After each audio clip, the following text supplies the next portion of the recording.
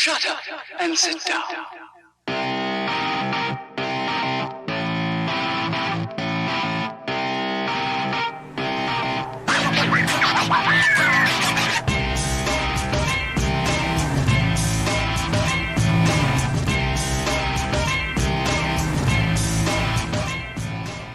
Welcome to round 7 of the ChampCar iRacing series, and we are back in the Jetta, and this time we're beginning a couple fantasy rounds of this year's championship, just to mix up some of the tracks, keep it fresh, and give us a different challenge than last season. We took some votes from ChampCar iRacing series participants at what kind of tracks they wanted to see this series go to, just for a little wild card or two. And we have Lime Rock Park as one of them. I think everyone's going to be even more excited when we go to Long Beach Grand Prix Street Circuit a bit later in the championship. But this, it makes a little bit of a change. Lime Rock Park is definitely a challenge because there's a short lap.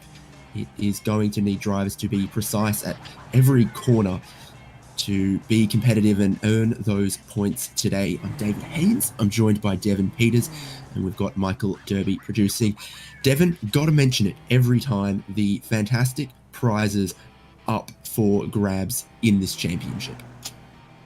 Yeah, racing a Jetta for 45 minutes or an hour doesn't seem that appealing until you realize these guys are racing for $1,500 for the first place prize, up to $1,500 going towards a ChampCar Endurance Series entry. And just for showing up and making 50% of race distance, these guys are also going to be entered in for another prize of $1,500 towards a race entry. Don't have to be fast, you just have to attend. I'm all about that. Sometimes a bit of both. So we have what's looking like about 28 or so cars coming up for this race. It will be, as always, a 1-hour race with a required pit stop, but it's qualifying underway right now, and that is proving very difficult because this is a car that is all about keeping your momentum up, and it is difficult to keep that momentum going with the amount of traffic we have around this short lap. Luckily, being a diesel, no shortage of torque going uphill, but yeah, I have a feeling that the traffic is going to be a huge factor in this race because typically the Jettas tend to be a little bit of a procession, but with the amount of overtaking of lapped cars that I expect we'll be doing around here today and how hard it is to do, it's going to be really, really key that guys are managing traffic well, just like a real ChampCar race. Exactly. So where are our key overtaking opportunities when the straights aren't particularly long and the cars, as you mentioned, sometimes race a little processionally? Well, I think we're going to see some ambitious looks to the chicane that leads uphill, and then turn 1. If you can get a good, clean and smooth run off the final corner, you can often make a move down the inside of turn 1, which is a very long right-hander. So down the inside there, normally a good chance of making a move as the car around the outside fades away a little bit. Yeah, I gotta say that uphill chicane is going to be my favorite spot. Really kind of easy to get a run going down the no-name straight and dive it up the inside there. I also wouldn't be surprised to see guys going too wide through the downhill bend onto the San Posey straight. Seems like a spot where there's some opportunity to get overlap. So yeah, should be busy all the way around the lap, that's for sure.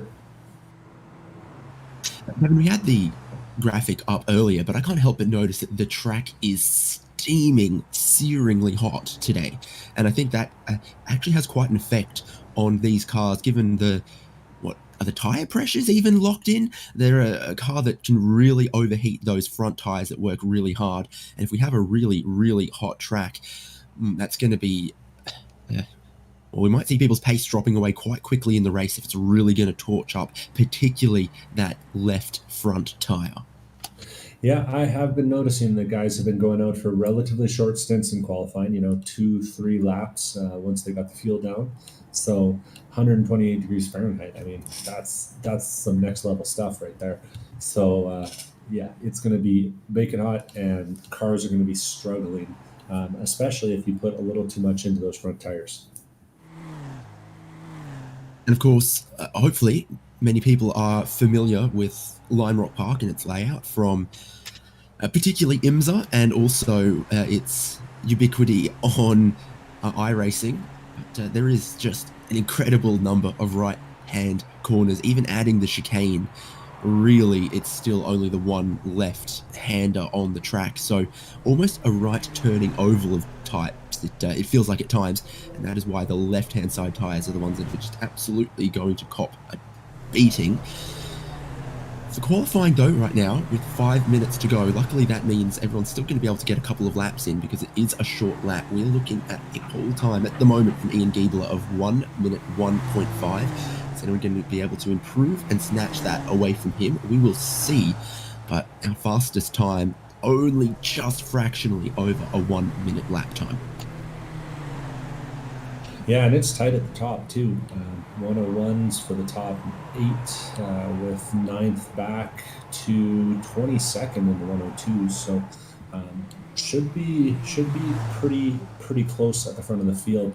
This thing doesn't draft super well, like doesn't punch a huge hole through the air, but it will come into play, keeping these guys together as they'll be bumping and banging through the corners, I gotta suspect.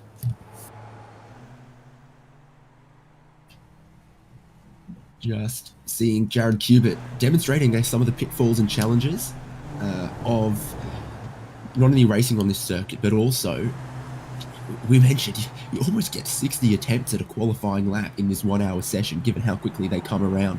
So then just trying to find those incremental gains once you're already at sort of, operating at 99% of your performance, to find that little bit more, and even you might be going against the conditions a little bit. Simulated time of 2 p.m, getting a little later into the afternoon, might cool off in the race, but at the moment that is still, peak of the sun in the sky and the heat in the air, and therefore on the track as well.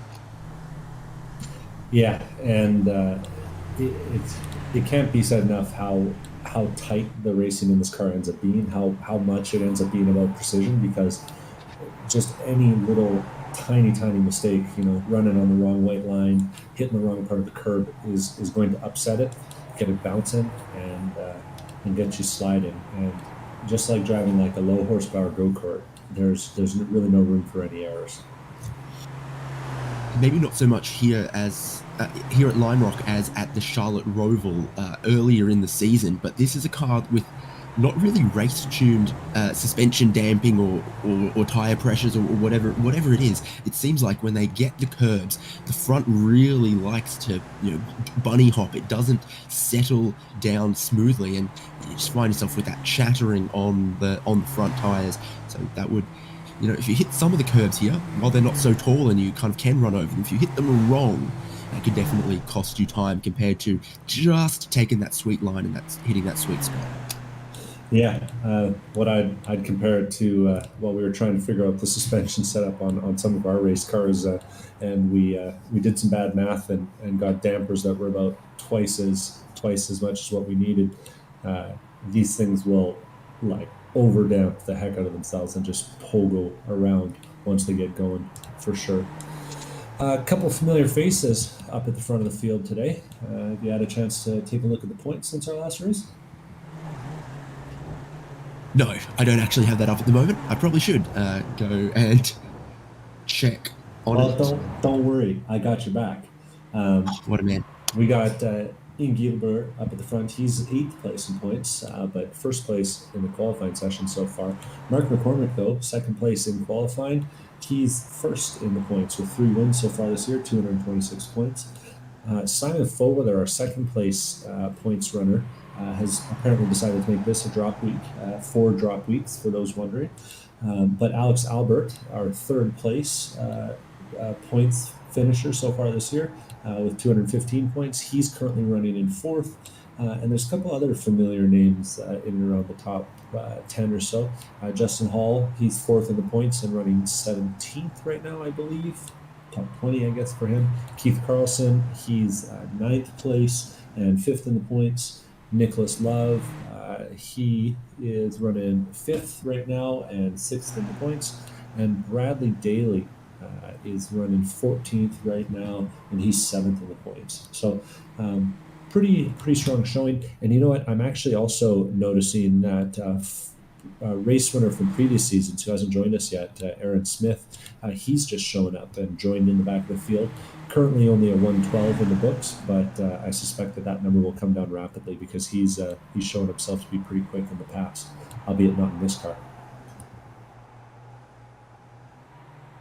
So yeah, pretty competitive grouping of cars, and there'll be lots of points implications coming out of this race for sure, because these guys at the front end of the field for sure are definitely aware of what's going on in the points, who they need to race against, who they don't, as we have just cracked the second half of our 16 race championship. The 7th race of our 16 race championship today at Lime Rock.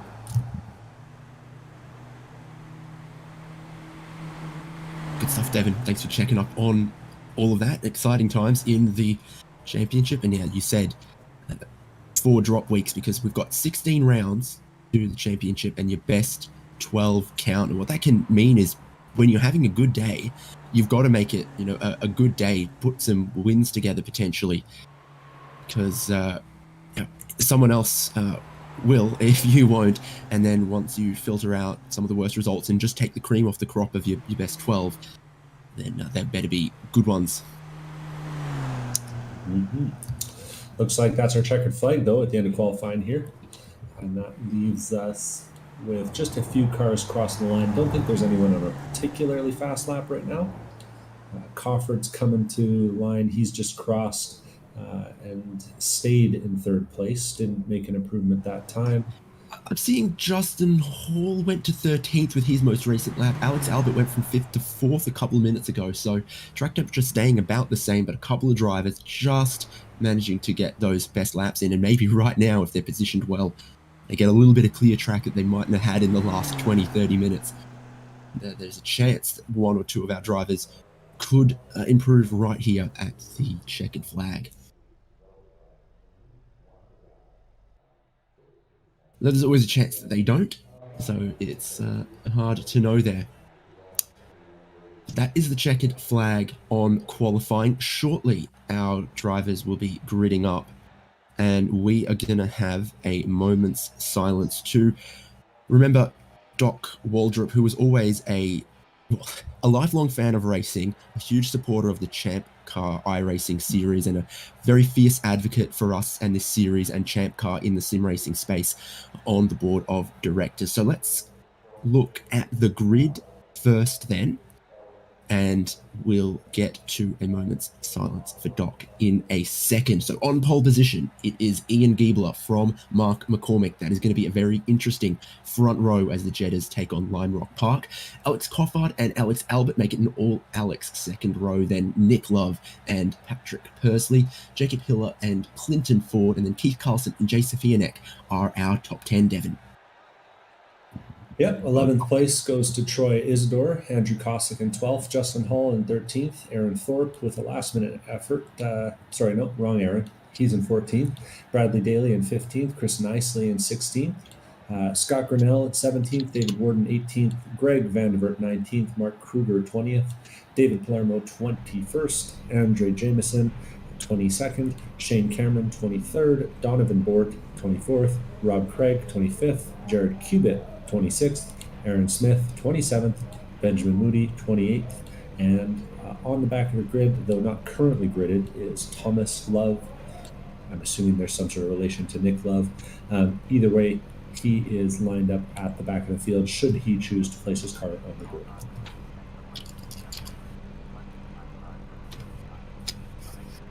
And as I mentioned, things are tight at the front. 101.5 and 8th place has a 101.9, so not big thing there. So we begin the formation lap. We'll have our moment of silence through the first half of the lap here for Doc Waldrop, a fierce advocate for ChampCar in the sim racing space, a huge supporter of this championship, and it's fair to say not possible without him. In honor of ChampCar board member Doc Waldrop.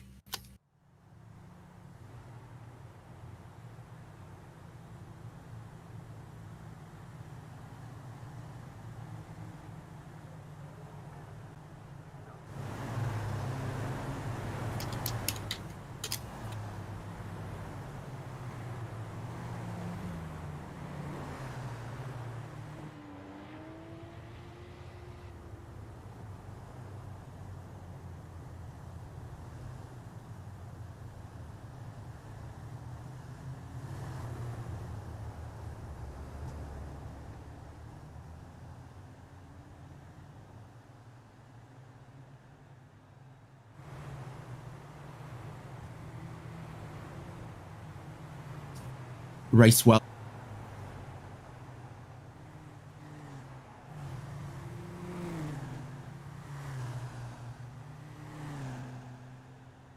Grid lining up on the start-finish straight. The pace car about to come in, and now the grid controlled by Ian Giebler, and he's making them wait till that starting gantry for Barney to wave the green flag. And now Barney does wave the green flag. They're all checked up, and from the second row, bit of a jump here from Alex Coffard, looking to get down the inside. This could be carnage on cold tires, Devin.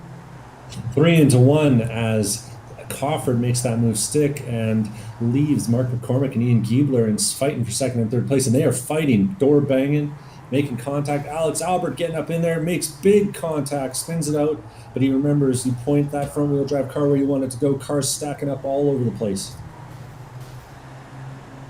Yeah, not a huge surprise. Very stacked up start into a continuing radius corner, and this is a car that does play a little bit bumper cars, so almost everyone has managed to keep themselves going, but we are still too wide as the meat of the pack finds its way through the very tight chicane where some of the nastiest curbs are. Easy to pick up a slowdown penalty there as well. Hopefully in this 1 hour race, some of our drivers have their eye on the long game and on keeping their front tires in good condition and bringing a clean car deep into the race till it's time for their pit stop. Yeah, things got pretty spicy at the back of the field there. Lots of cars backed up. A lot of guys Side by getting loose side out of for the shape. lead. Bit of a lead change here as McCormick gets back down the inside of Alex Coffard, and Love is in third. Giebler, where has he ended up? Back in the field. Nowhere to be seen from the pole position, unfortunately, and for fourth, also going back and forth between Jacob Hiller and Clinton Ford. So McCormick's driver has been quite dominant in this diesel Jetta in previous rounds of the championship, and he's already worked his way back into the lead. Coffard and Love, it's their job to try to keep him honest, not let him get too far away with this lead too early. Yeah, they'll definitely have to do that, and they might see some traffic sooner than they expect. At the back of the field, Donovan Bort, Jay Sofianek, and the third car I didn't catch the name of were all involved in a pretty big wreck coming out of the last corner, and they're all on pit lane taking that fast repair once their tow finishes up. So got to expect that there's going to be some moving obstacles once those guys get back out onto the track for our leaders. Crawford, meanwhile, has lost a fair bit of time. Yeah, and as you can see, just all three of them get a little bit out of shape. Look like the 15 rolled straight into the 6, so that's Bort heading straight into David Warden, and all three of them ending up broken at the back of the field there. Back at the front of the field, though, an unexpected top 3, if I do say so myself. Mark McCormick manages to hold on after some drama there. But behind him, Alex Coffer and Nicholas Love coming from 5th place all the way up to 3rd after the first lap. Got to be feeling good there. Yeah, and Giebler in 6th, looking for a little bit of redemption as we have a replay of one of the incidents. The track sort of does come down an apex there at the left as you then feed into the only real right-hand corner on the lap. Yeah, that was Nicely and Giebler there that got together. Sorry, not Giebler, Pursley. They got together there for a little bit of a wreck. Nicely continues on with that Intimidator livery. He's using I guess he wasn't kidding when he painted the car up today. But either way, he continues on, and Pursley's in the pits taking a fast repair. And at the front of the field, Alex Albert from 6th to 7th place. He puts the fastest lap of the race down so far. He does Giebler into the side of Clinton Ford, I think that is, and that's caused a huge incident as they've come towards the chicane. Giebler's going to carry on, I think, but that was Clinton Ford getting sent into the Armco hard there. Was that a space that was always going to close, or did he come across on him? It's really hard to say. It looked a little bit more like Palermo, Ford coming across Giebler than the other way around, but there was some net code involved there too, for sure. These cars are just so big and this track so narrow that it's really hard to keep them pointed the right way when you're trying to make an overtaking move, as we see Alex Coffer down the inside of Giebler, yeah. Sorry, that was Justin Hall wide. Yeah, and then Alex Albert's just got to park it between turns 1 and 2, the flowing right-hander section there, and he has gone and made a move. And then for about the rest of the lap, you can kind of just park it in front. But as this goes on, the trio of McCormick, Alex Coffard, and Nick Love are getting away. Hiller in fourth, Alex Albert in fifth for the moment. Quite a few cars. You can notice some scuffs and some scrapes. It really has been brutal in the early going already at Lime Rock Park. You knew the traffic was going to be important with these 1 minute lap times. Not a lot of space for everyone to spread out and fan out, make their passes, and it's already taking a little bit of a toll. Luckily, unless you go really hard into the Armco front on, these cars are built like tanks. Yeah, didn't take any of that factory safety equipment out, so these things will bounce off the walls until the wheels fall off, pretty much. Looks like they might have to do that, though, if they want to get by anyway. To the race lead on McCormick. He's gotten down the inside at 1 and 2, but then McCormick, I think, is going to try to put the nose down the inside of the left-hander, and there's never really going to be room there. Gets his nose into the rear fender of Coffard, but Coffard has held on to that race lead. Your top 3 in 3 car length now, as this is allowed Nick Love to join the party as well. Whoa, a little bit of loosen him up coming into the corner there from Mark McCormick, putting a shot to the rear bumper of Alex Coffard now, getting to the right-hand side. He's going to get squeezed off onto the grass, but he's not going to give in. The two of them are just rubbing all the way towards the corner. Oh, no. Love has run out of place. The whole top 3 spun out and heading towards the barrier, and the lead is going to go to Jacob Hiller. Oh, my God. I can't believe that. That looked like Mark McCormick and Coffard were so busy fighting on their own that when Love sent it in on the outside, they didn't even know he was there. Contact and straight into the wall, and Hiller, Gilbert, and Albert now our new top 3. Ooh, there's going to be some hot chat messages going back and forth, I got to expect.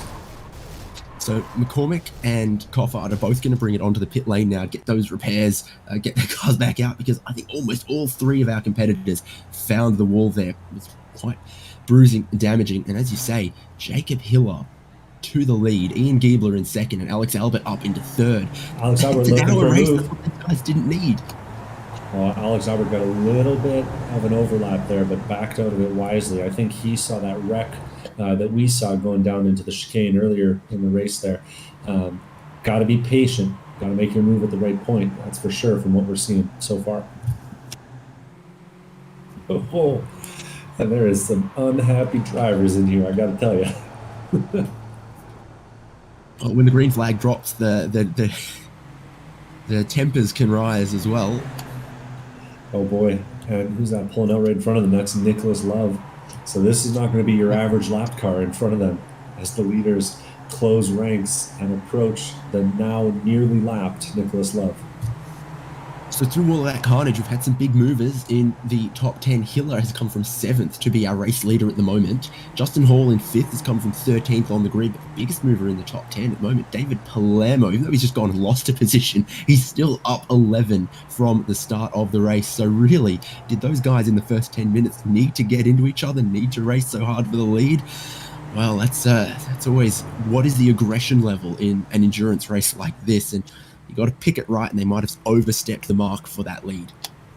It's hard to say, man. These things are so hard to make an overtake in that, you know, in all the other races that we've had with them so far, it's just been a procession, like I said. So, who's that jumped for the pits? Looks like Jacob Hiller's going for an early pit stop.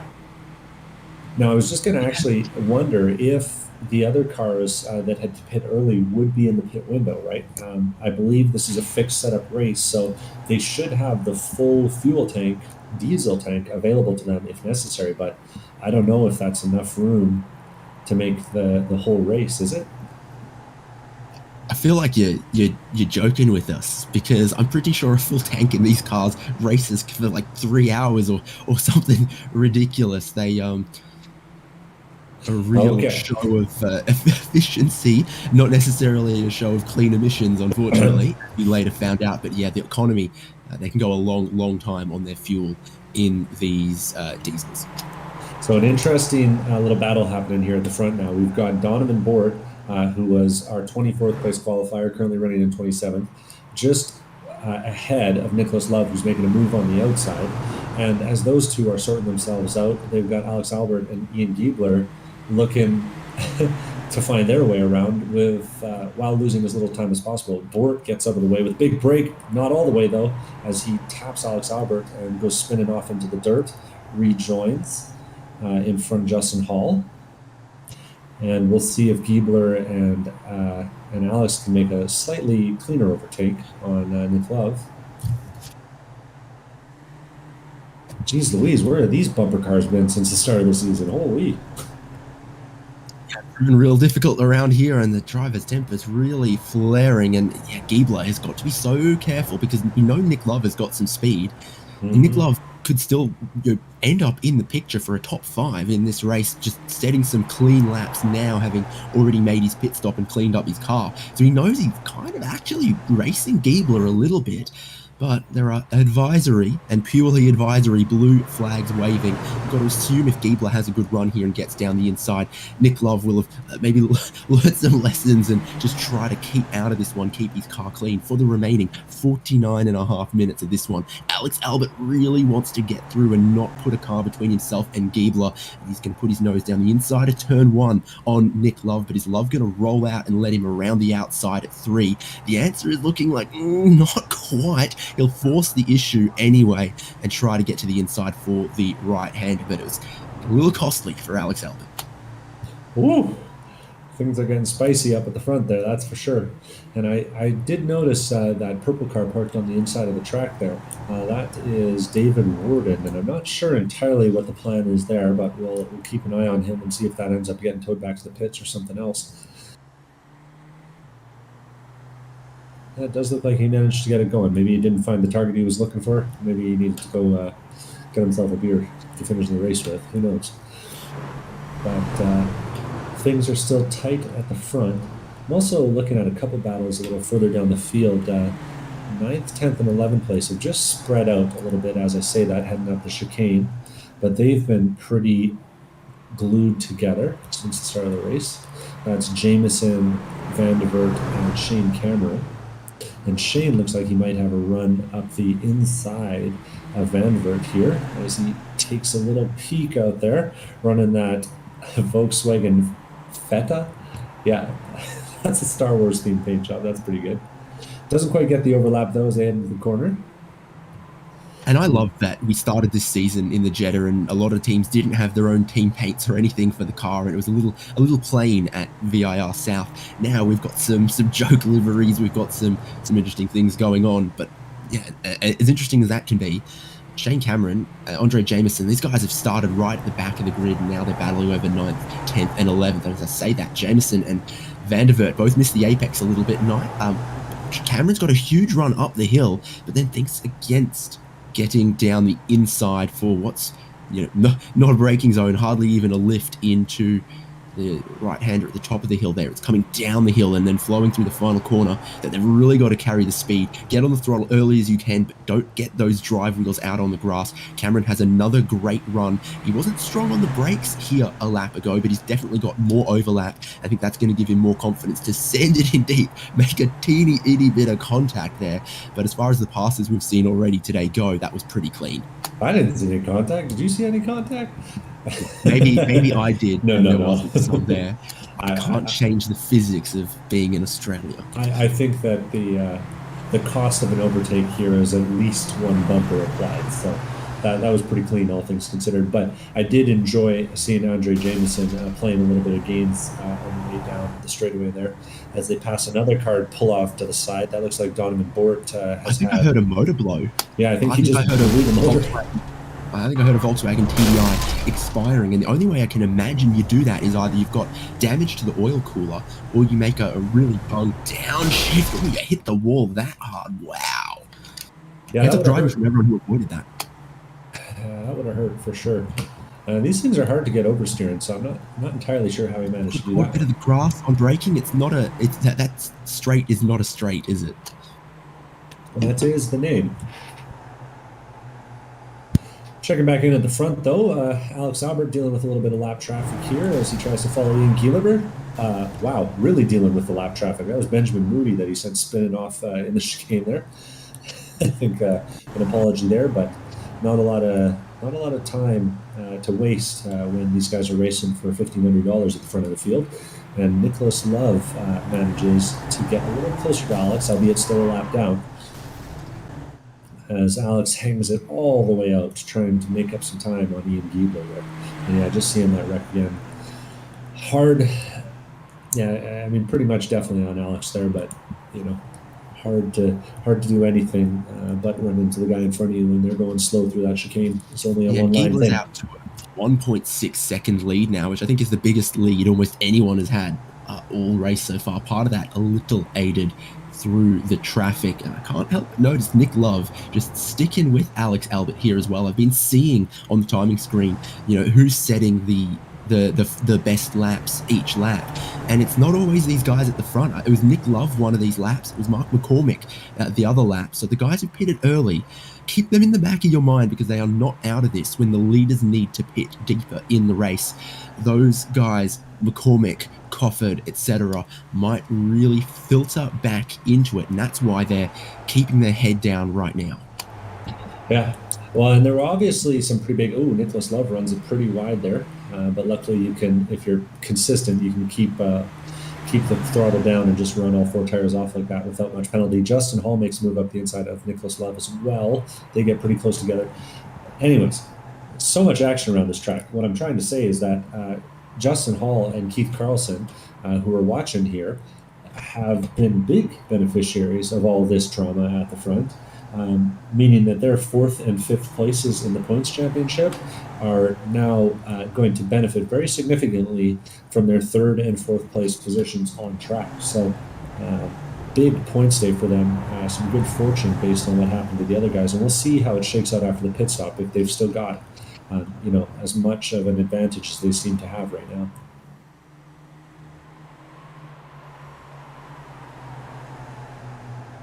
Yeah, and I'm looking. Nick Love and Clinton Ford, probably some of the first cars off the lead lap. Troy Isidore, Mark McCormick, Alex Cofford have pitted and managed to stay on the lead lap. So they're actually further up the road than Nick Love, who's been getting a bit of attention just from being the car a lap down, mixing it with the leaders. Mm-hmm.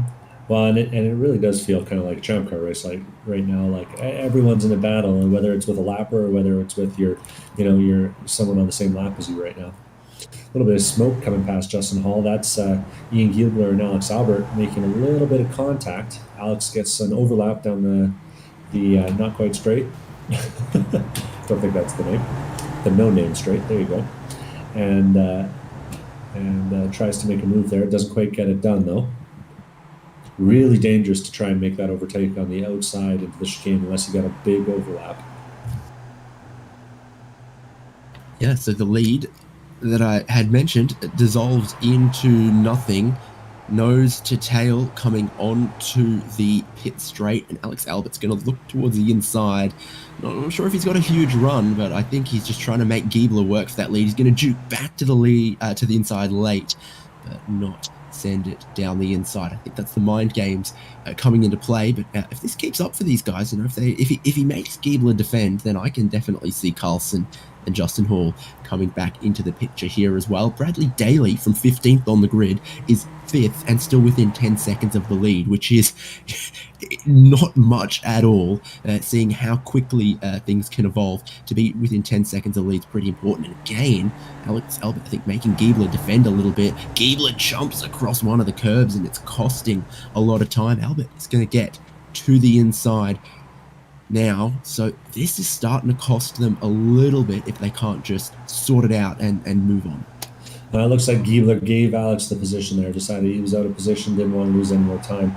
It is kind of interesting to note, though, Giebler's been defending that inside line into the chicane the whole way, kind of baiting Alex into going around the outside, and that time it finally bit him. He didn't get all the way back to the left, took too much curb on the first of the chicane corners, and paid the price all the way through. Looks like both of them lost about a half second and a second, respectively, back to Keith Carlson there.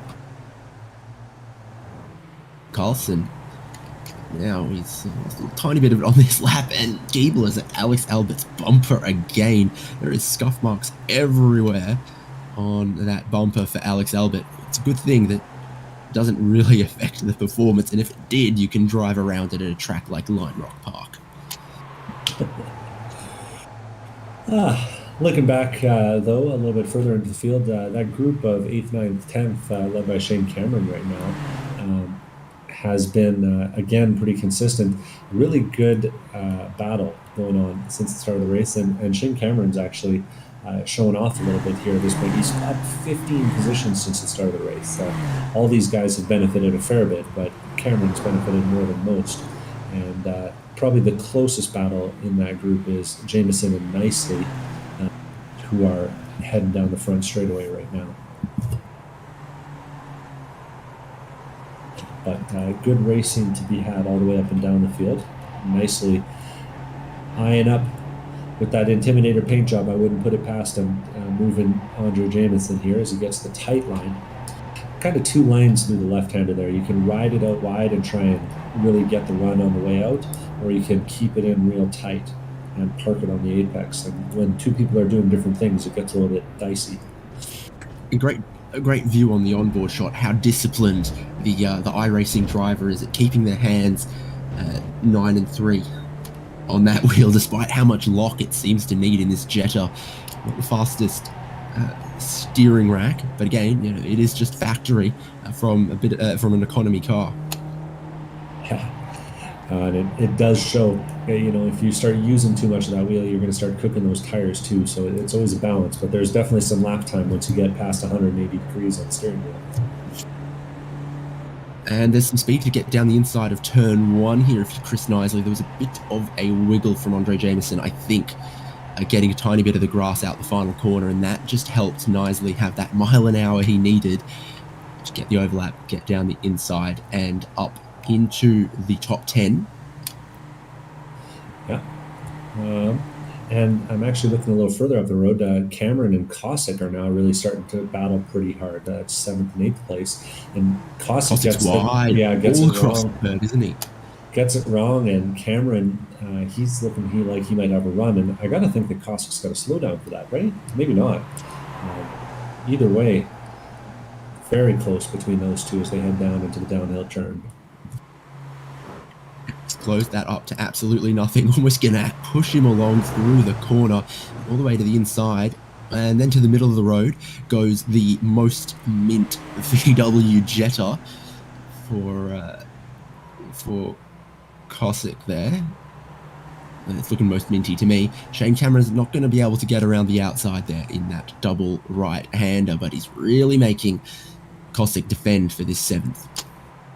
Yeah, these two have been going back and forth for a little bit. Right as we joined them, they were separated by a few car lengths, but they tightened right back up, and they've gone past each other a few times. McCormick in 17th has just been the fastest man on the track, and then instantly eclipsed by Alex Coffard in 18th. So those guys, keep them in the back of your mind. They are on the lead lap, have made their pit stop in 47 and 49 seconds behind the leader, Albert Gilbert, Keith Carlson. They all need to keep in mind that they're not just battling each other on the track at the moment, they're battling some other drivers who've made their pit stop already. Shane Cameron is inventing a new line down the pit straight. Okay, he's back on the racing surface. He was in no hurry to rejoin on that one. Yeah, he carried that run all the way to the outside of Andrew Cossack, but it doesn't look like he'll be able to get it done. Meanwhile, at the front of the field, Alex Albert and Ian Gilbert have been joined by Keith Carlson, who's made up some ground and caught up to them. Gotta hope for their sakes that that was a result of Keith Carlson driving really fast and not a result of them driving really slow, because as you said, the two of them are not just racing against each other, racing against McCormick and Cofford a little further down the ranks. But pretty smooth sailing, and a nice little gap between each of them right now. And you can observe a little bit the differences in line. This car tends to understeer so much once you get a little deeper into the stint that you have to be pretty aggressive on the inputs to get it moving. And you can see Giebler and Alex each taking their own approach to slamming the brakes and yanking the wheel to get around the first turn. And Giebler goes way off. Approach you want, that's going to get in the wall. That is going to end in a big hit for Ian Giebler. It's knocked the front off. Oh, no. What happened there? Did it just pick up some understeer? Did it just pogo and send him wide across the grass? I gotta wonder if he lost, like had a frame drop or something, because he stopped putting more steering in. I can't explain it. He just continued with the same amount of steering input for an extra split second, and that was enough to put him all the way off the track into that tire barrier. So real disappointment for Ian Giebler there. But he manages to get things going again and slowly rolling around to the pits. This will cost him some time for sure. That car's not driving as healthy as it was. No, he's lucky to have motive traction at all. He might have even put one of the tires down. Sometimes a big impact will pop one of your tires. It's really scuffed that thing up, and he's even going to send one of the cones for a trip on his way into pit entry. And when he finds his box, it'll all be fresh and clean again, and he can get back out here. But you can tell he's clearly lost 10 seconds, 20 seconds or so with the off-track excursion and with the limping around half the lap. Well, things have not calmed down in that battle for 7th, 8th, 9th. Scott Grinnell and Andrew Cosick and Shane Cameron are all 3 wide heading into the left-hander, split up again. So things are still busy in the middle of the field as well as out at the front. Grinnell in red, Andrew Cosick in the reflective, metallic teal, whatever it is.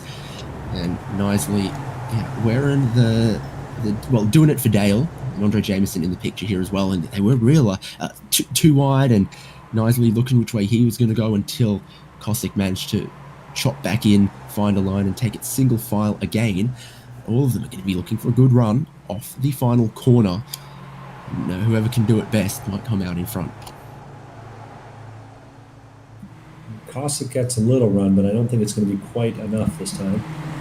But sure enough, as I'm looking at my stats here, those 3 guys have been battling pretty hard, running 103s recently compared to high 102s at the front of the field. So they have certainly been battling as things carry on.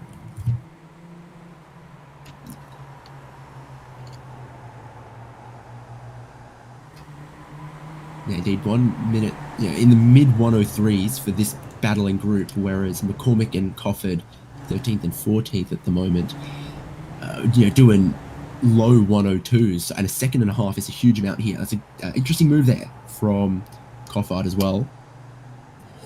Yeah, well, and just taking a look at it. Nice. Yeah. Just taking a look at it, Giebler, after that trip into the wall, he sort of limped it back to the pits, and that definitely cost him some time. But looking at it now, he's nearly 15 seconds behind Alex Cofford on track, and Cofford's another 2 seconds behind Mark McCormick. So these guys might be closer to the lead than we think, just from looking at the timing screens. I'm not sure what the pit delta is going to look like, but some of the numbers on here suggest that those guys might only be 4 or 5 seconds off the lead at this point, once the pits cycle through. Well, yeah, you've got Jacob Hiller 42 seconds off the lead. I think taking the fuel and the trip down the lane, the pit stop delta is probably somewhere around 35 seconds, maybe a tiny bit more. Yeah, I would estimate McCormick and Coffard are really only net pit stop adjusted 4 or 5 seconds behind Alex Albert. So they've made real good after their lap 3 almost, very, very early shenanigans.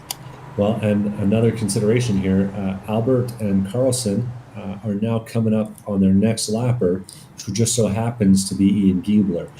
So if he knows he's still racing them somewhat, this could be a factor for them if he makes it tough to get around.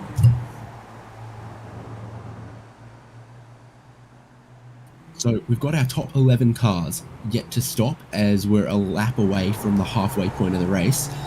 Everyone behind that basically has made their stop, and looking at the numbers ought to have taken enough diesel to get her home, get her to the checkered flag. Of the cars that have pitted, Jacob Hiller in 12th is the highest up the order, then McCormick and Coffard, who are together on track once again, and then Giebler, then Aaron Smith, then Clinton Ford. So Hiller is the highest of the cars who've stopped, but he is being caught by McCormick and Coffard. Yeah, pretty consistently over the last few laps, though less than, say, half second a lap each one. That being said, I am curious to see what happens if Cofford manages to get back to the back bumper of McCormick, because the two of them were pretty hot after that wreck earlier on, and McCormick has to make some evasive maneuvers there to get around Jared Cubitt, who wisely decides to get out of the way of the Whammo car, perhaps based on what he heard happened on the first lap there. You and I are well clear that Alex Coffard has a short temper and a long memory. So, yeah, what might happen if they end up once again battling for a podium position? Will cooler heads prevail? I'm going to put my money on the no there, but I'm excited to see it nonetheless. Anyways. Down to half a second, so Coffard has been catching him a little bit.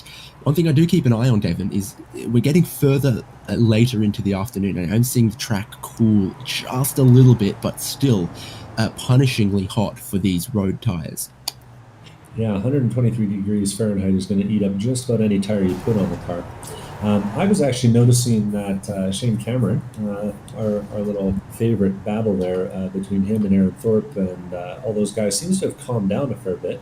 Cameron's putting a move up the inside of a lapped David Palermo right now. And we just saw McCormick make a move on Jacob Hiller. So now McCormick is the highest running car that's made their stop. And then Alex Coffard's almost pushing Jacob Hiller along here. Either wants to get through or he wants Hiller to take a dive back again at McCormick. That was a critical move there for McCormick to get past Hiller, put a car between himself and Coffard, and now Hiller's gone in real deep and turned himself. Oh no, and he just locked up that inside right front, got the weight off that tire and couldn't get the thing to stop locking. Slid it all the way through and luckily didn't collect anyone else, but that was a big bump draft from Alex Coffard there, and ended up sending Hiller straight off the road. Past the halfway point, some of the drivers are looking at the traffic, looking at the progress of McCormick and others and making their pit stop. So from the lead, we've had Alex Albert. He's in his stall right now. Bradley Daly's in. Who else has Precisely. Andrew Cosick as well. So it's getting real popular on pit lane. Alex Albert, real short stop, already back out. Critically, where is he going to be compared to McCormick? I think he's got a good 5, 8, almost 10 seconds over McCormick. It looks like it. So despite wrecking early, it looks like the first wreck was the good one to be in, and the second one meant that you're 15 seconds behind the leader at this point. As things really cycle through, I think we must have just gotten to the end of the fuel there for a lot of cars, because there was a bunch of guys that hit pit lane that lap. Justin Hall in, and we'll see who else comes through now. Only about 3 cars that haven't stopped, so the initial starting fuel, which is a very, very paltry, very tiny amount, must be running out. Nicely. We get a gallon? I think they get a gallon at the start. 2.1 by my count, but either way, Scott Grinnell was leapfrogged in the pits there by Chris Nicely, and it looks like Andre Jameson, was able to get by as well. Shane Cameron still hasn't stopped yet, and nor has Keith Carlson, but both of them will need to yet, currently running 1 and 2 on the track. McCormick and Coffard. Coffard's got a good run. McCormick all the way to the white line on the inside. Coffard gives him a little bit of a tap, loosens him up on the way in. Is he going to get down the inside because of that? Yeah, well, the understeer onto the grass now for McCormick, and you don't want to do that between the apexes because it sends you sailing even further out. He got a bit of assistance there, just a little bit of assistance, Mark McCormick, and really also struggled to get it stopped and get it turned once he was past that limit of grip. You go beyond the grip, and it's so tough to let off the brake a little bit, open the hands a little bit, and get it back. So those two are mad at each other for sure, but I don't know if I can put that one on Alex Coffard, because he started to move to the outside of the track, and then McCormick changed his mind and came all the way across the track, and Coffard had a little bit of overlap on him. 2 bumpers make contact, and McCormick is sort of loose on the way into that corner. So, Rubbin's racing, but I don't know if I can really put a ton of blame on the following car there for that late move from McCormick. I'll do a favor for a buddy here. Who was it? Keith Carlson's made his pit stop. So now Shane Cameron leads the race in ChampCar iRacing Series. Only driver yet to make a pit stop. Someone go and check that fuel cell.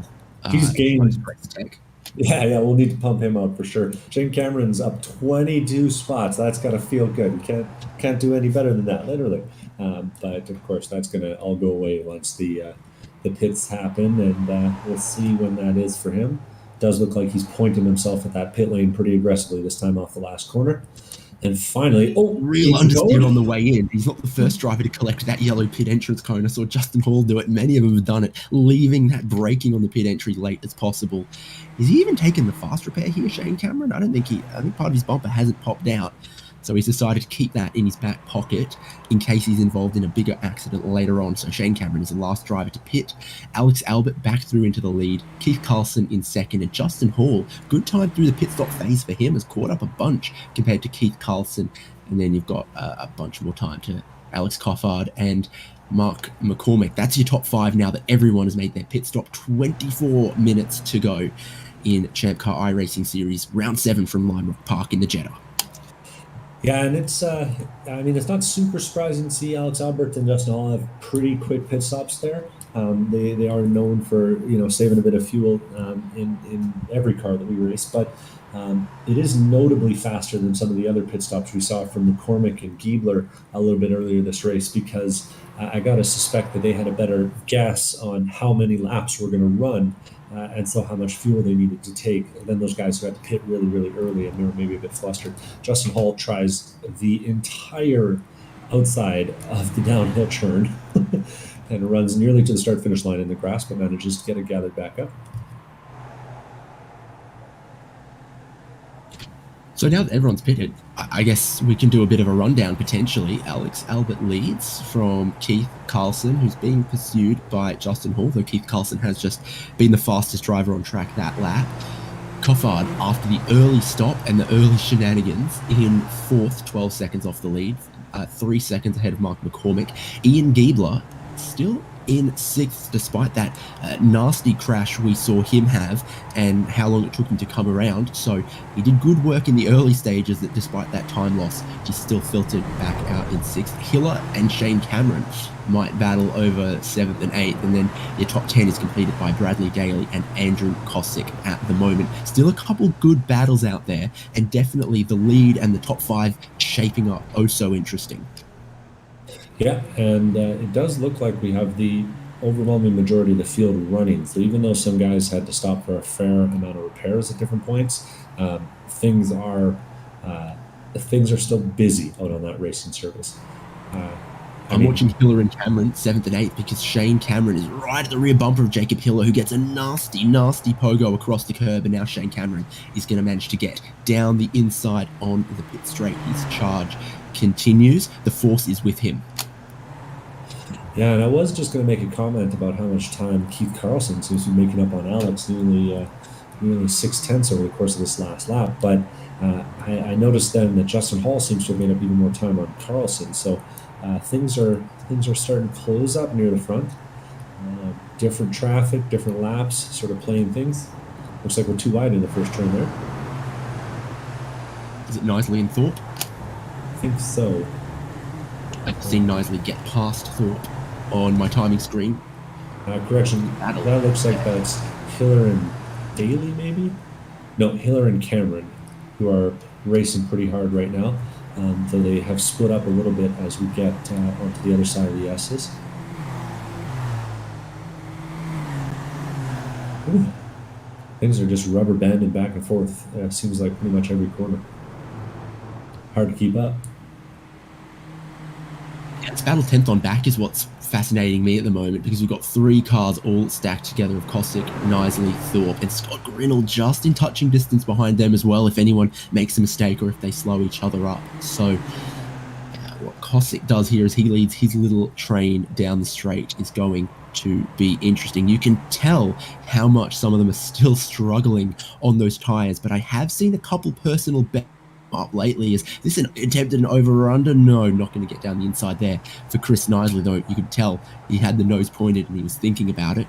I think sometimes, even if they don't change tires, just that trip at a down pit lane speed and sitting in the box for a minute lets you shed some of the heat from the tires, and when they get back on track, they find, at least for a couple laps, a little bit more form.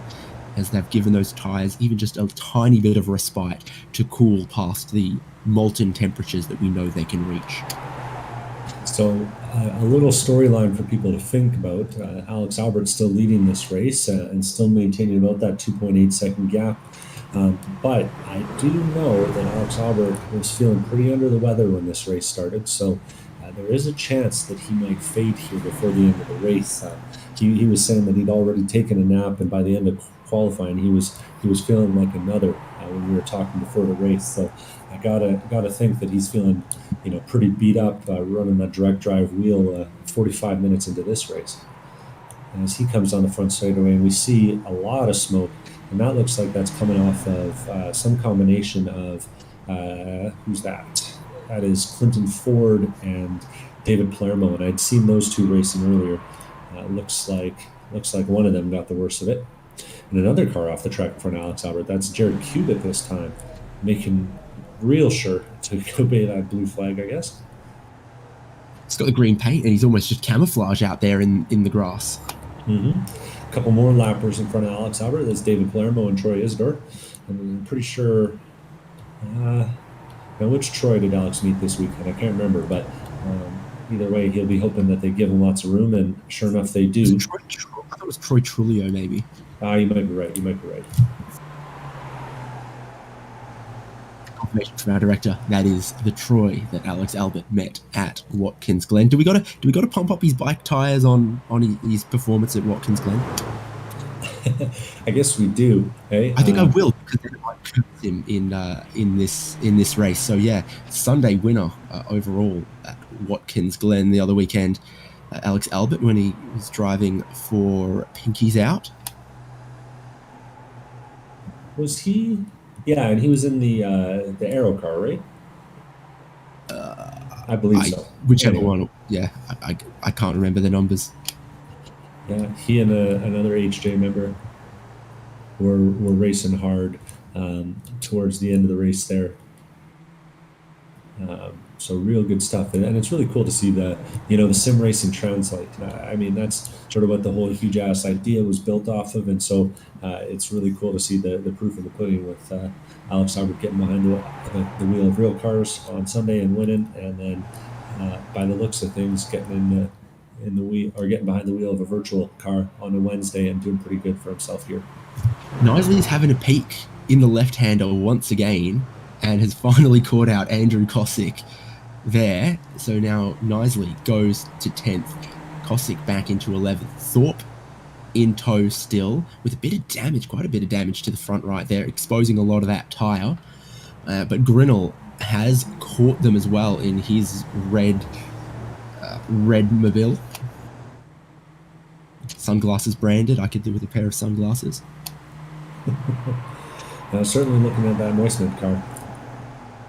Oh, and they've gone real wide here. Kosick's lost a lot of time. Thorpe almost followed him, is now trying to get to the inside of the final corner, not the fastest way through there. This is going to mean Grinnell's probably going to have an almighty run on these two, too wide. Chris Knisley is saying goodbye in the distance. Thorpe and Kosick are side by side, and Scott Grinnell, the mother of a run against them, takes it 3 wide on the pit straight to try to get down the inside at turn 1. He gets in a little deep, luckily no contact, and I think Aaron Thorpe from the hot dog in the bun position has been the biggest winner here, and regrettably, Kosick back to 13th, but raced fair, keeps his car clean, importantly. Not often you see the guy in the middle win in the 3 wide kind of situation, but Kosick, fair play to him. He did give plenty of room there to Aaron Thorpe and let him race, and Scott Grinnell managed to hold it on the inside despite coming into that corner. It looked like 5 miles an hour faster than both. Real brave stuff from Aaron Thorpe, because if you've got the iRacing spotter enabled, I don't think there's any scarier words other than you're in the middle 3 wide. It's 3 wide, always a bit of a pucker moment, and no one really wants to be the meat in the sandwich on that one, because you're just in the most vulnerable position at risk of what a driver on either side does and what their blind spots are. Yeah, absolutely. Kosick wants one back and thrown it in so hot and made rear contact with, that was Grinnell, who's sensibly done the front wheel drive thing, given it a bit of boot and brought it back onto the track. But Andrew Kosick bit remorseful for that one, where he really did just get in on the brakes too late and just overcook that one, bit clumsy. Yeah, not his finest moment, but all fair in love and war, and these things seem to be able to take it. So These things are luckily, both of war. them continue on. Yeah, I think they really are. That's the red paint job on Brunel's car there, right? Anyways, Ian Gilbert in 6th was the fastest driver on the previous lap, and Shane Cameron's been the fastest on this lap, but it is so even. Everyone in the top 8 all doing mid and low 1 minute 2s. That is just so close. Not a lot of headway being made by anyone except when they come across traffic. yeah, and as expected, this race has really been all about the traffic. So just kind of like pretty much any other race you see around here, ChampCar, IMSA, take a pick, making sure you take care of the tires and making sure that you can run through that traffic real quick has been key. The gap at the front still right around 2.8 seconds, now 2.75. With Justin Hall trailing about 4 seconds behind Alex Albert. Another Alex Cofford, still ahead of Mark McCormick, 12 seconds behind Alex Albert. And like I said, Mark McCormick 5th, Ian Gilbert 6th, and then Shane Cameron, Bradley Daly, Jacob Hiller, and Chris Nicely rounding out our top 10. So plenty of battles and plenty of action to go, and 15 minutes left in this race. Woo, she's flying.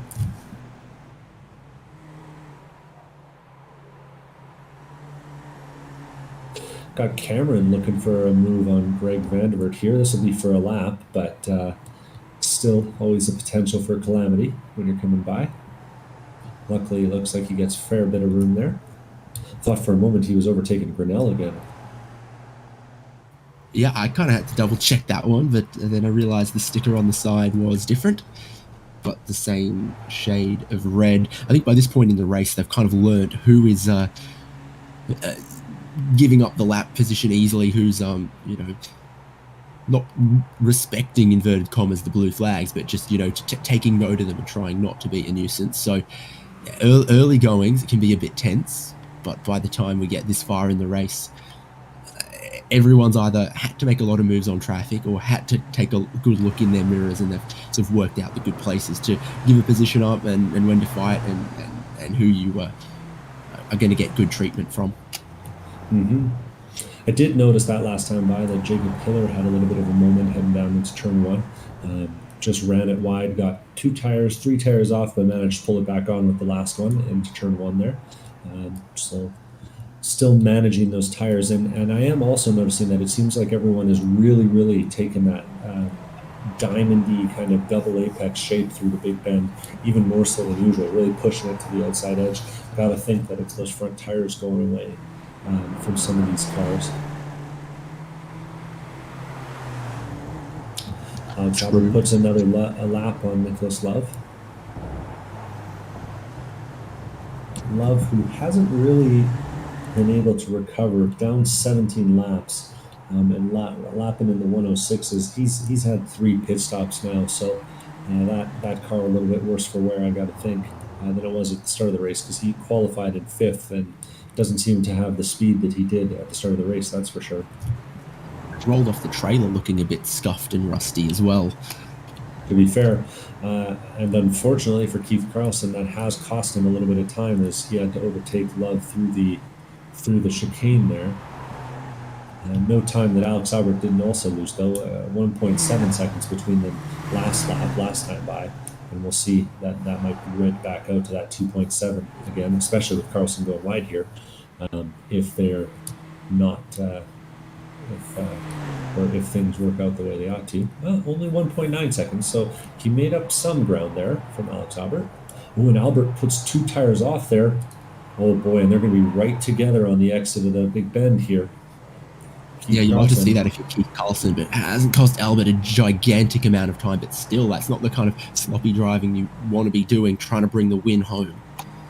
Yeah, like I said, Alex Albert, might be suffering a little bit, not just from the regular fatigue, but from sickness fatigue. So I have to keep an eye and see if Carlson gets any closer. Justin Hall's chomping at the bit behind them too. Another thing I've been watching is several laps in a row now, Ian Gilbert has been one of the fastest drivers out on track, really saved, kept his powder dry for late in the race somehow. We're seeing some of that pole-setting qualifying pace as he keeps hammering in real low 1 minute 2s. He is going to get to the back of Mark McCormick for 5th at that pace. Yeah, and I want to say that those two are involved in some contact pretty early on in this race too, so who wasn't? But that might be a factor once those guys get close together. Certainly good. They're going to come across the line again. And last lap from McCormick, 2.4. This one just completed 2.1. He's found a little bit more pace. Gilbert goes from a 2.0 to a 1.9 though. So for every inch that Gilbert moves forward, Mark McCormick's got half an inch in response, but eventually, is he just going to get to that slipstream and find an extra 1/10 of a second per lap that he needs to close the gap up and make a fight for the top 5? We'll have to see. Things are still tightening up at the front, though. Alex Albert now 1.2 seconds over Keith Carlson last time by. And it does look to me like Carlson might have found even a little bit more. We'll see if there's some draft available from 1.2 seconds back. When you can smell a win, that always gives you that little bit more potentially. 1.1 seconds the gap, as just exactly a 1/10 of a second Keith Carlson pulled out of him last lap. Turn 1, I think Carlson's more aggressive on the brakes, gets it out a little wider, but then might carry good speed off turn 2 in that real short run towards turn 3. And the corners just keep coming everywhere except on the pit straight, really. Yeah, and that's absolutely right. It does seem like he's able to put it a lot further down into turn number 1 than Alex Albert is right now. So we'll see if Alex sees that in his mirrors and adjusts. And there is some lap traffic coming up ahead. That's Jared Gilbert in that green car. We've seen him be, on the track and off the track as people are going by, so that could be a factor too. Meanwhile, Gilbert and McCormick are close together. Yeah, bit of a scruffy lap somewhere from McCormick. Gilbert, another textbook 1 minute 2 second flat. I've lost a little bit trying to bounce across those curbs. That's one of the places at that chicane where he's been strongest, really just launching it across the curbs. But that is a bit of a risky proposition because sometimes you catch him wrong, you bounce wrong, and you do lose out half a second. So Gilbert and McCormick shaping up for 5th. Carlson really, really stuffed it down there into turn number 1 that time. I didn't think he was going to make the corner, but still there, and maybe lost a 1/10 that time. But keeping Alex in the sights. Oh, we're going to have a good race.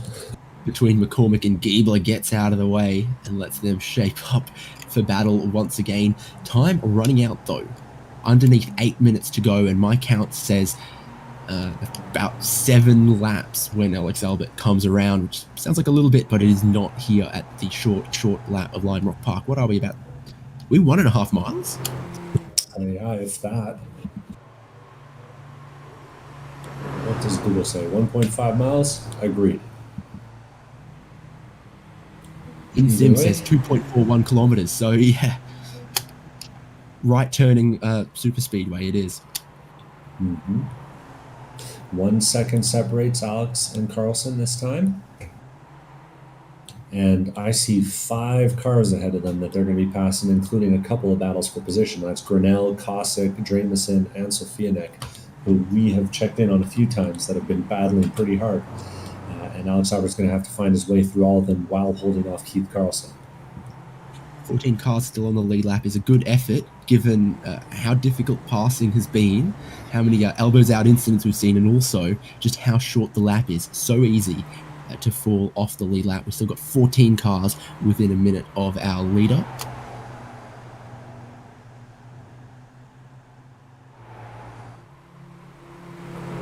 Yeah. Oh, things are getting tense. And it looks like actually Gilbert has managed to make an overtake on McCormick there. So he has in 5th place for Ian Gilbert. Yeah, just going back and checking, it looks like McCormick just kind of caught that inside curb on lap on turn 1 there a little bit wrong and kind of bounced it out into the grass. And Gilbert didn't waste any time, just drove right by him. Another half a 1/10 off of that gap between Carlson and Albert, though. And Albert getting real close to those lappers. I got to expect this one's going to heat up.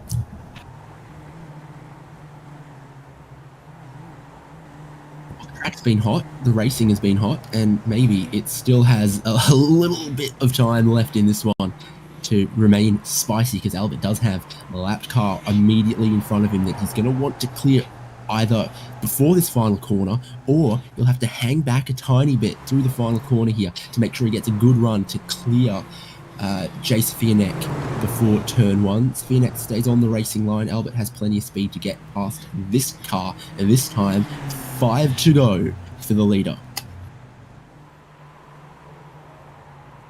Cool. And good maneuver there from Jay Safianek, just staying on line, getting out of the way, and letting Alex Albert by. Hopefully he sees that they're in a battle here. And Alex gained a little bit that time. Carlson lost about 2/10.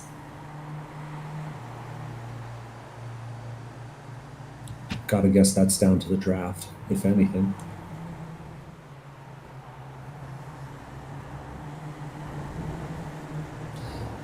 Man, and Carlson just really having a heck of a race here. I mean, qualifies 9th and has pace for the leader at the end. This is impressive stuff for him, that's for sure. Has to make a little bit of an evasive maneuver there, but does get around Safianek. You thought he was going to have to wait on Safianek, and Safianek kind of just opens up the inside for him that he wasn't expecting. He had to go, oh, right, thank you for holding the door open for me, and step on through. But there was a moment of hesitation there, because obviously it cost him a tiny bit of momentum, a 10th of a second or so here. And with just 4 laps to go, just 4 minutes left to go, you've really got to be making moves now. Well, and Alex Albert is now watching people making moves, because Andrew Jameson just had to take a swing at Rob Craig to get around him, and Craig pinches Alex. Woo! Watch the blue flags. Alex Number Albert 17 and the number it. 18 going at it, but it's for the number 18, the leader, Alex Albert, to get on through. It's cost him maybe a tiny bit, but it does the same for Keith Carlson.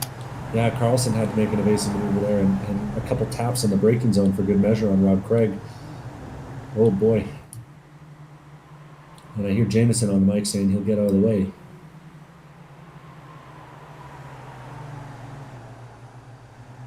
McCormick's back in front of Gilbert as well. Everywhere you look at the end of this one, it is really turning up for the race lead, and also between two drivers who came together earlier in the race.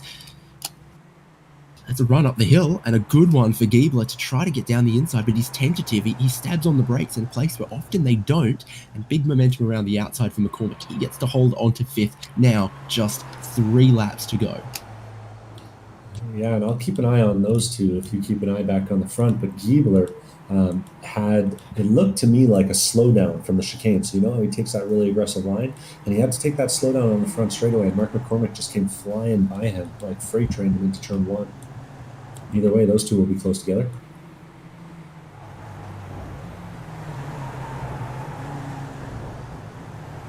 Absolutely do keep an eye on that one. Still just hovering around 1.2, 1.3 seconds for the lead. Just not what you want of Keith Carlson. It's been tantalizingly tempting in front of him. He's been able to stare up the road at that rear bumper of Alex Albert for a good couple laps now, for quite a while, and just not been able to make the progress. Just a couple of feet further up the road and he could make a move, he could slipstream, but it's 2 to go now. Popsicle sticks, as they say, for Alex Albert, just to bring this one home. The traffic's not done for. Next is Andrew Kosick. And Gilbert is coming out of the last turn here with a little bit of a run on Mark McCormick. I don't know if he'll be able to make it. Oh, and Carlson runs heck wide there, doesn't he? Gilbert, you've got to make a move, right? If you want that top 5, he's going to try to cross over under to get to the inside of McCormick, and it doesn't quite work. But now he's forcing McCormick to defend. Meanwhile, Alex Albert's getting held up big time by Andrew Kosick there through the chicane. Yeah, I can hear Sebastian Vettel, blue flag, blue flag. Either way, Carlson's now right on the bumper. This has got to be less than half a second, and he's got to run heading into the downhill. Yeah, Carlson really needed to bounce, and he's going to. He's going to force Kosick out of the way. It's all he could do because the white flag is waving. There is 3.5 tenths for the lead. It's going to need to be a mistake from Albert somewhere in turn 1, though, if Carlson is going to get by him on the final lap, I'm sure. But we are down to tiny margins here for the lead. Both of them elbows out to get a lap on Andrew Kosick, who did no favours for either of these drivers, but it's Keith Carlson who now gets within a second of the lead on the final lap, but probably won't have an overtaking opportunity between now and the flag. He's come so close. What can he do? Meanwhile, Ian Gilbert making a move for fifth. Yeah, absolutely, dude. He's trying to come around the outside there, and he's had a bit of a wobble. And again, I say the same for Giebler. Where here in the remainder of the lap is he going to be able to make a pass? For the lead, it's clean up the hill, but still just 3/10. Alex Albert's coming underneath the bridge into the final corner, and he still remains just ahead of Keith Carlson. Alex Albert, he's looking for the checkered flag. It's in the air, and after an hour at Lime Rock Park in the Volkswagen Jetta, Alex Albert takes the win by under half a second. Ian Giebler's not done yet. He's lining up Mark McCormick here for a little move into the last corner. Doesn't quite get to the bumper, though, and takes a little too much curb. Mark McCormick is going to run it out to the line. Ian Giebler is going to have to settle for 6th place. Close battling between those two after all their dramas early on in the race. Shane Cameron comes around next to the line. He'll be happy. 16 places up from where he started, 7th overall, and a nice little points haul for him. Bradley Daly, Chris Nicely, Aaron Thorpe rounding out your top 10, and Scott Grinnell going to be the last one on the lead lap as they tick away, and we will come around to the Sam Posey Straight and the start-finish line. And if you need some Volkswagen parts, just check the outside of the Turn 1 runoff. A couple of drivers have sent a couple in there, and there's a lot of spare parts lying around. But wow, I mean, it's good in an endurance race like this to really have that pressure at the end. Keith Carlson closing down Alex Albert. McCormick and Ian Giebler are trading 5th place, not to mention, I guess, the carnage and the spills and the door banging we saw in the early goings of the race. A little bit of everything. So let's run down that finishing order.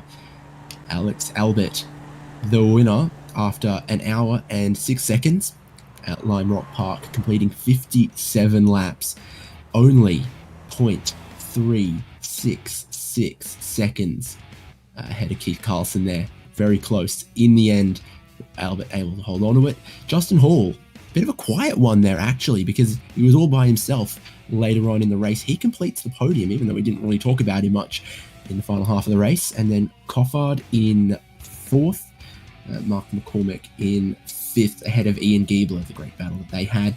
Shane Cameron, good drive up into 7th, plus 16 positions gained. He is the biggest mover, the hard charger of the race. Bradley Daly 8th, Chris Nicely 9th, and Aaron Thorpe in 10th.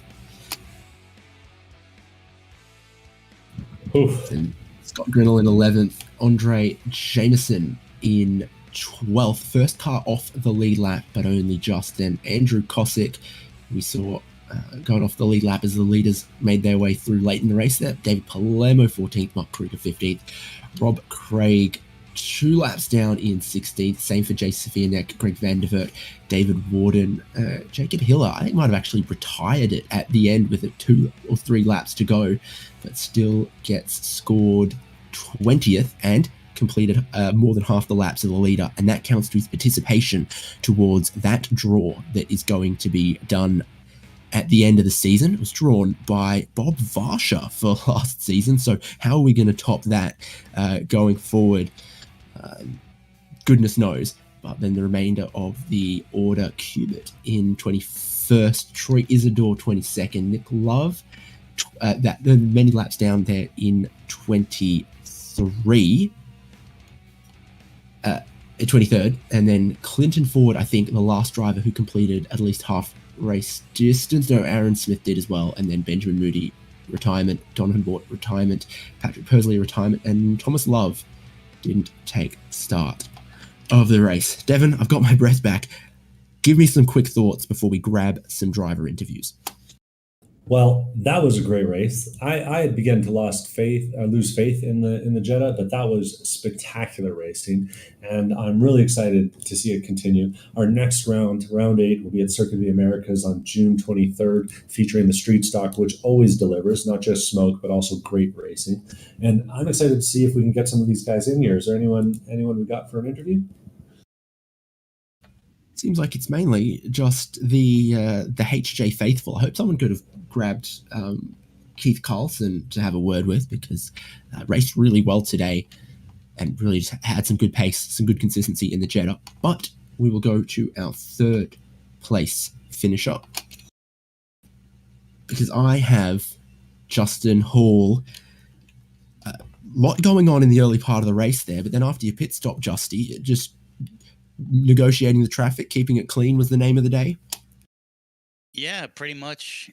First half of the race, or really the opening few laps, was all about just survive because it was chaos everywhere I looked.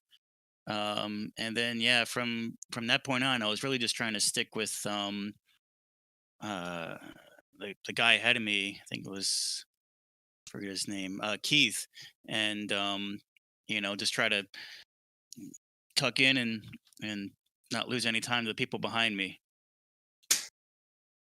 And then tell us about the pit stops for this car. Obviously, not enough time to change the tires, and it would only do so much for you anyway. But how much diesel are we talking? Because I can see you and Alex Albert and some others were able to be a bit quicker through the pit lane than others, and that's always important in these races.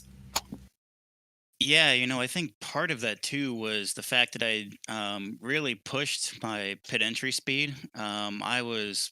I think I came in there at like 45 miles an hour and almost hit the tires at the entrance. So I was really more concerned about that. As far as the fuel, I don't know exactly how much I took, but it seemed like I had took too much. I had about like 4 or 5 laps remaining at the end of the race. Um, but yeah, overall, was pretty happy how the stop went. First ever time ChampCar iRacing Series has been to Lime Rock Park. Maybe it could have been a different car, who knows? But overall, for an endurance race, what stands out? What's the key characteristic for Lime Rock? It's really all about the last turn and turn one, really, because those are where you can really, you set up your overtake in the last corner, try to get a good run into turn one. The chicane, you could kind of overtake there, but man, you were better off just trying to scare the guy into a mistake there, because that was very difficult to go too wide through there. Um, so yeah, definitely made things interesting though. I will say that wasn't my favorite layout. On the podium again. Don't celebrate too hard. We'll see you again soon. Yeah, definitely. Thanks again for all you guys do, and you know, um, yeah, my deepest condolences to Doc and his family. It's very sorry that we lost him. Thank you. Devon, from third step of the podium to the top step of the podium, once again, you have Alex Albert. And I'm here with Alex. Great job out there. And, for a guy who was feeling under the weather, not sure how this race was going to go, it sure seems to have turned out for you. Yeah, I just want to first just share my condolences with the Waldrop family. It was a big loss for all of us and the whole ChampCar family this week. The race, it didn't start off as well as I wanted. I was able to qualify a little better than I thought I could. Started there on the second row. Start got a bit messy. Ian held us for a little while there and got a little stacked up. Some of the guys, I think I got two or three wide there on the first turn, and then I made contact with Ian. I think turn 3. Got my nose in there and we made a little contact. Not sure what happened. I felt like I was in there, but we talked after the race. I think everything's good. And then from there, we were back probably 7th, 8th, something like that. And just tried to pick them off one at a time. luckily the messy racing continued. The leaders, got in each other coming out of the chicane and up on top of the hill there and went in the barriers. So then we were in, I think, second or third, and I knew we definitely had a shot at it at that point. Once Cofford and McCormick were taken out of contention. So just drove my hardest. I really wanted to get the win tonight. And this one's for Doc. Amen to that. I don't know how to follow that one up, but great race out there tonight, man. And it was a real pleasure to see you pushing through and to see a pretty great performance come out of some early adversity there. Yeah, thanks. The Jet is not my strongest car. I've had some poor races in it this season. I was glad to finally get a win in it. I'd like to get a win in each car, this season if possible. So this is a step in the right direction for that. This will help our championship hopes, gain some good points over Mark. So just have to see how it plays out once we get a little farther into the season, but definitely happy with tonight. Can't complain about max points. Well, congratulations, man. And looking forward to seeing you at the next one. Hey, thanks. And thanks for everything you guys do. I'm sure Doc would be proud. Thanks, Alex. Well, that was everyone from our podium who wanted to come have a chat with us, I think, Devon. And with that, we've got to wrap it up from Lime Rock Park. But you have your eyes already on the next championship round, June 23rd, at COTA in the Street Stock. 2021 has already given us NASCAR Cup racing at COTA. Do you think the Street Stock might look a little similar, but maybe a little slower? I think it'll be even better because there's not really anything that smokes the tires quite as well as that Street Stock does in every single corner. So I'm really, really looking forward to those things, having the start-finish line in the right place. I can promise there won't be any rain, and it should be a great racing experience for everyone that shows up. Exactly, our series schedule on your screen, and you can find that at forum.champcar.org. It is never too late in the season to show up, meet your fellow Champ Car racers, your fellow sim racers, have some fun, get amongst this action, and sometimes get a bit of practice on the sim before you head to the real world tracks as well.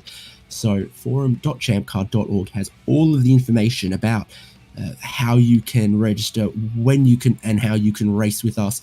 All sorts of guides. Even if you've never been on iRacing before and it's something that's piqued your interest, there's help for setting up a computer, what hardware to get, and there is always so many helpful people in the Champ Car community willing to share their knowledge, whether it's good knowledge or not. They're always willing to share it. So do check it out. Come race with us in the remaining races of the season if you want to, if you can. And of course, here on HJBC, we will see you June 23rd for championship racing once again, Street Stock at Circuit of the Americas. From myself, David Haynes, Devin Peters with me, and Michael Derby, our producer. We'll see you then.